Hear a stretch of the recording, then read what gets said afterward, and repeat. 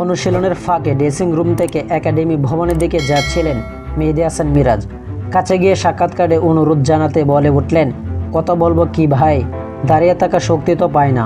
কথাটা যে তিনি সাক্ষাৎকার না দেওয়ার অজুহাত দিয়ে বলেছেন তা নয়। মিরাজের চোখে মুখে ক্লান্তির ছাপ ছিল স্পষ্ট। ব্যস্ত আন্তর্জাতিক সূচি সামনে রেখে আজ শেষ হওয়া এবারে ফিটনেস ক্যাম্পে যে একটু কঠিন সময় পার করতে হয়েছে ক্রিকেটারদের। এবার ফিটনেস ক্যাম্পের মূল উদ্দেশ্য ছিল ক্রিকেটারদের বাড়তি পরিশ্রম করানো। জাতীয় দলের ফিটনেসের ট্রেনার ইফতেখারুল ইসলামের বাসায় তাদের ওভারলোড করা।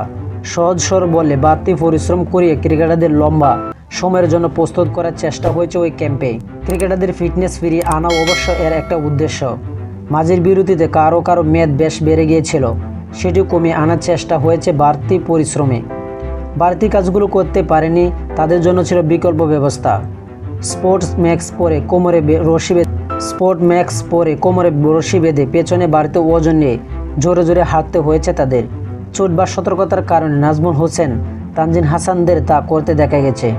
স্পোর্ট ম্যাক্সের বিশেষ গুরুত্ব, এই ম্যাক্স পরলে নিঃশ্বাস নিতে কষ্ট করে, বাড়ে হৃদরোগের সক্ষমতা। শুরুতে কথা ছিল ফিটনেস ক্যাম্পটা হবে 10 দিনের, কিন্তু সামনে সিরিজ থাকায় ফিটনেসের চাপটা যেন বেশি না হয়ে যায়, এই কারণে তা 1 সপ্তাহ কমিয়ে আনা হয়েছে। শনিবার থেকে মিরপুর শুরু হবে স্কিল ক্যাম্প। শুরুতে সাদা ও লাল বলে ক্রিকেটারদের সবাই থাকবেন। স্কোয়াড ঘোষণার পর ধীরে ধীরে ক্রিকেটারদের সংখ্যা কমিয়ে আনা হবে। 17 মার্চ ওয়ানডে দিয়ে শুরু হবে নিউজিল্যান্ড সিরিজ, পরে হবে 3 ম্যাচের টি20 সিরিজও। এই সিরিজের জন্য অনেকটা দ্বিতীয় সারির দল নিয়ে খেলতে আসছে নিউজিল্যান্ড। বাংলাদেশ অবশ্য নিজেদের সেরা দল নিয়ে মাঠে নামতে চায়।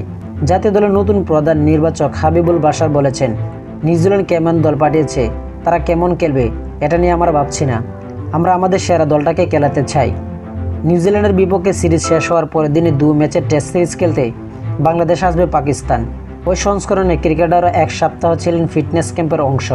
তো আশা করি যারা টি স্পোর্ট গ্যালারি চ্যানেলটি সাবস্ক্রাইব করেন না, সবাই টি স্পোর্ট গ্যালারি চ্যানেলটি সাবস্ক্রাইব করবেন।